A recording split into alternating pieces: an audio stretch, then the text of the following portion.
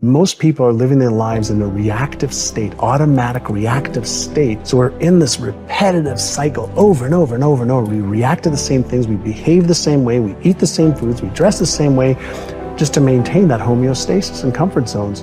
And we've never been taught. Like when were we taught it as kids? Like, here are your 6 core emotions. Here's the way you deactivate, your stress center or fear. So here's how you activate your imagination center. Here's how you have more focus. Here's how you develop a new belief. Here's how you develop a new habit. Here's how you release one. We haven't been taught that. We've been told they're important things, but we haven't been given the tools, and then we haven't practiced the tools enough to be able to make them part of our unconscious competence brain. Let's say you've been ill long enough, you've had health problems long enough, and you say, that's it, that's over.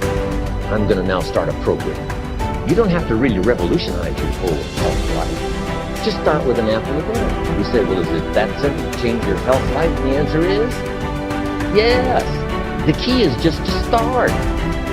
Come on, you don't have to radically do something. You can gain momentum and make changes as you go. Just start. Here's what happens when you start a new direction. Self-esteem starts to accelerate. Procrastination is the lion growing in you. I'm going to tell you what I mean in a moment. But essentially, you're becoming a man and you're moving into a new phase in your life where you're beginning to say, no, I won't. Every time you set this big goal, you never get it accomplished because you never break it up in manageable pieces. This is it. I'm talking about procrastinating. You still have time. Don't quit. Don't give up. Still have time. You can do it. You can make it happen, but you can't do it procrastinating. You can't do it talking about it, all right? So I just want to go back and recap because I want to make sure you hear what I'm saying. But I dare you, I double dare you to do exactly what you said you were going to do when the year started because it's not too late.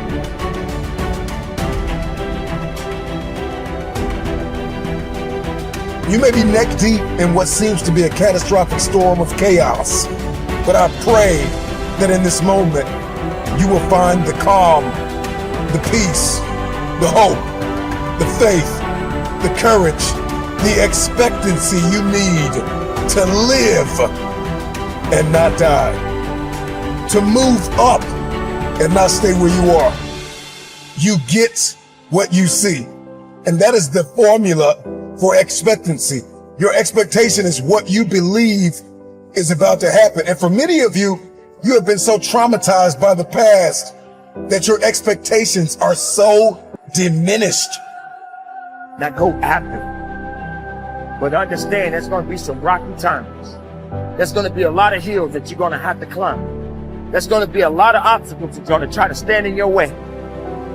But you don't have to take these obstacles and hold on to them. Utilize everything you have in your heart and in your mind and in your soul and connect with these things so that you can get the most of your life.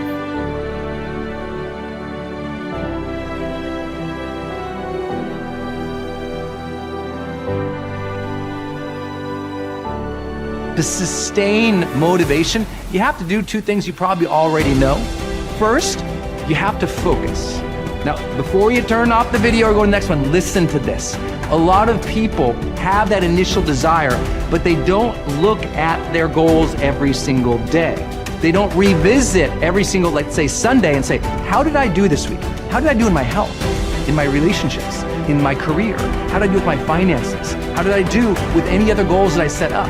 You have to have that daily discipline to look at, focus on what you're doing, and that weekly review. You also have to have the ability to avoid distractions. One of the reasons people love my book, The Motivation Manifesto, is this teaches you how to set boundaries, how to say no, how to push away distraction to own your life again. But here's the deal.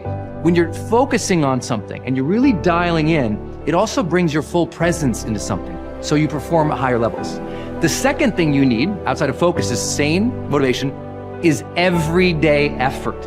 It's the reason you have to set up habits. It's the reason you have to have a daily routine, a morning routine. It's the reason you have to make sure you have a checklist of to-dos each day. I know that sounds so basic, but here's the funny thing. A lot of people think they'll have motivation one day, then they'll put the effort out. It's like motivation first, they think, then effort comes. The motivation inspires the effort, right? It's actually the opposite in the science of motivation.